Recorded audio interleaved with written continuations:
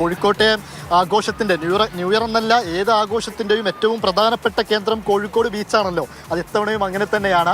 ഇപ്പോഴിതാ നേരത്തെ നമ്മൾ കണ്ട കാഴ്ച പോലെയൊന്നുമല്ല. ഈ ബീച്ചിലേക്ക് നിരവധിയായ ആളുകൾ ഇങ്ങോട്ടേക്ക് ഒഴുകിയെത്തി തുടങ്ങി. നമ്മൾ കാണുന്ന ഈ ബീച്ചിൻ്റെ ഈ തീരത്തിൻ്റെ ഈ സൈഡിലെല്ലാം നിരവധിയായ മനുഷ്യരാണ് ഇതിനോടകം എത്തിയിരിക്കുന്നത്. ഇങ്ങോട്ടേക്കെല്ലാം മനുഷ്യരിങ്ങനെ നിരവധിയായ ജനങ്ങൾ ഇങ്ങോട്ടേക്ക് എത്തിക്കൊണ്ടിരിക്കുകയാണ്.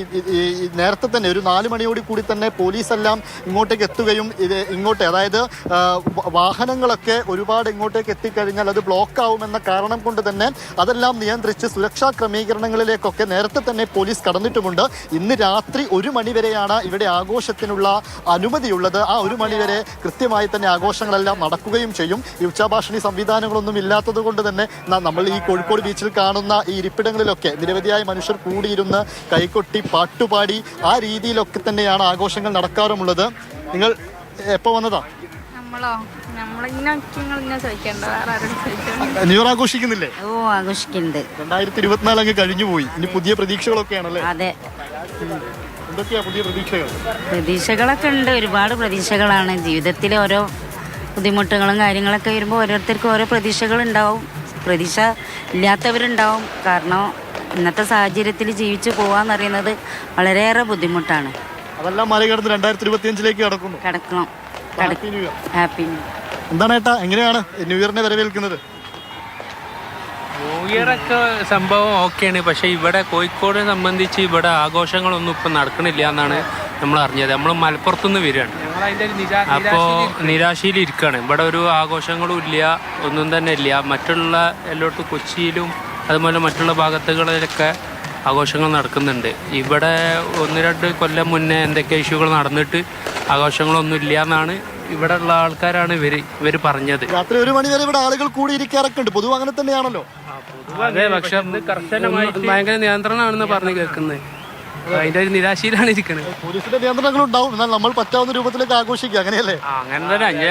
അത് അങ്ങനെ അല്ലാതെ പിന്നെ വേറെ വഴിയില്ലല്ലോ. അങ്ങനെ ചെയ്യേണ്ടി വരും. ആഘോഷം വലിയ രീതിയിലുള്ള ആഘോഷങ്ങളില്ല എന്ന അഭിപ്രായമൊക്കെ പലർക്കുമുണ്ട്. പക്ഷേ എല്ലാ തവണത്തെയും പോലെ ഇവിടെ ആളുകൾ കൂടിയിരിക്കാറും പാട്ടുപാടാറും ആ രീതിയിലൊക്കെ ആഘോഷങ്ങൾ നടക്കുക എന്നത് ഇവിടുത്തെ ഒരു പതിവ് കാഴ്ചയാണ്. എങ്ങനെയാണ് ന്യൂ ഇയറിന് അടുത്ത ദിവസം പുതിയ ദിവസമാണ്. ഈ സൂര്യനിതാ ഇപ്പോൾ കടലിൽ മുങ്ങും. എങ്ങനെയാ? വലിയ പ്രതീക്ഷയോടെ വന്നതാ. നമ്മൾ കുറേ നേരത്തെ വന്നിക്കണ്. മഞ്ചേരിന്നാണ് വരുന്നത്. മഞ്ചേരിയിൽ നിന്ന്. പക്ഷേ പ്രത്യേകിച്ചൊന്നും കാണുന്നില്ല ഇവിടെ. നമ്മൾ വലിയ ആഘോഷങ്ങളൊക്കെ ഉണ്ടാവും വിചാരിച്ചു വന്നതാ. പക്ഷെ ആൾക്കാരും കുറവാണ് അല്ലേ? രാത്രിയൊക്കെ ആകുമ്പോൾ ആളുകൾ എത്തുന്നു വിചാരിക്കണം. മഞ്ചേരി ഫാമിലി ആയിട്ടാണോ വന്നത്? അതെ, ഫാമിലി ആയിട്ട്. എന്താ എങ്ങനെയാ ന്യൂ ഇയറിനെ വരവേൽക്കുന്നത്? നമ്മൾ പ്രതീക്ഷിച്ചത്ര പോരാ, ജനങ്ങളൊന്നും വളരെ കുറവാണ്. കുറച്ച് കഴിഞ്ഞാൽ ശരിയായിരിക്കും, സമയമായിട്ടില്ലല്ലോ. അത് തന്നെയാണ്. പലർക്കും പല അഭിപ്രായങ്ങളാണ്. പലർക്കും ഈ ആഘോഷത്തിന്റെ തീവ്രത ഇങ്ങനെയൊന്നും പോരാ. പക്ഷെ കോഴിക്കോട്ടേക്ക് വന്നിട്ട് അവിടെ ഒന്നുമില്ലെന്നാണോ, എങ്ങനെയാണ്? ഇനി കുറച്ച് കഴിയുമ്പോഴേക്ക് കളർ മാറും, കാഴ്ച മാറുന്നവരോട് പറഞ്ഞു കൊടുക്ക്. പക്ഷേ തീർച്ചയായിട്ടും അത് ഈ പ്രധാനമായിട്ടും കോഴിക്കോട് ബീച്ചിലേക്ക് എത്തുന്നത് മലപ്പുറം, വയനാട്, അതുപോലെ കോഴിക്കോടിന്റെ തന്നെ വിവിധ ഭാഗങ്ങളിലുള്ള മനുഷ്യർ, ഇങ്ങനെ ഈ ജില്ലകളിലുള്ള ആളുകളാണ് ഇങ്ങോട്ടേക്ക് ആഘോഷിക്കാനായി എത്താറുള്ളത്.